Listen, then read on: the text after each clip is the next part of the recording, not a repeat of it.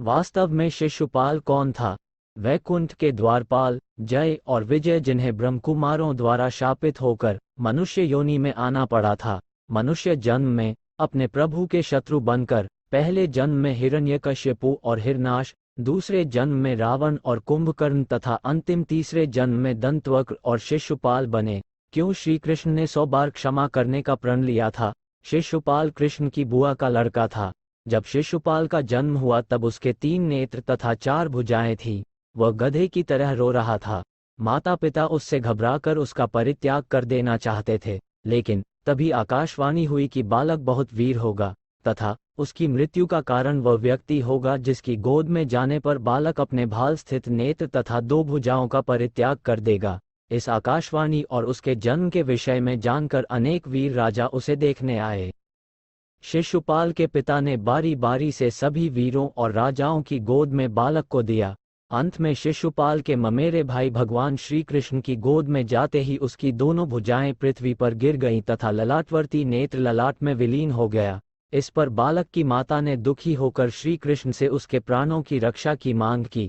तब भगवान श्री कृष्ण ने कहा कि मैं इसके 100 अपराधों को क्षमा करने का वचन देता हूँ। अपने जीवन काल में शिशुपाल ने अनेक बार भगवान श्री कृष्ण को अपमानित किया, उन्हें गालियां दी, लेकिन भगवान श्री कृष्ण ने उसे हर बार क्षमा कर दिया। आइए जानते हैं कि शिशुपाल वध कैसे हुआ। जरासंध वध के बाद भगवान श्री कृष्ण, अर्जुन और भीम इंद्रप्रस्थ लौट आए। तब धर्मराज युधिष्ठिर ने राजसूय यज्ञ की घोषणा करवा दी।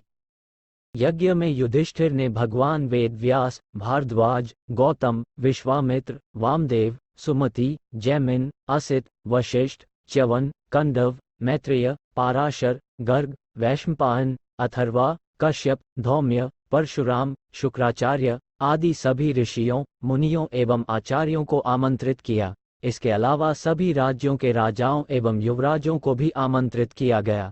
यज्ञ की प्रारंभिक पूजा के बाद यज्ञ के आरंभ में नारायण की शास्त्र सम्मत पूजा की जाए या उपस्थित भगवान श्री कृष्ण को ही बिठाकर उनकी पूजा की जाए। समस्त सभासदों में इस विषय पर विचार होने लगा। तब सहदेव जी उठकर बोले, श्री कृष्ण ही सभी के आराध्य हैं, जिन्हें ब्रह्मा देव और महादेव भी पूजते हैं।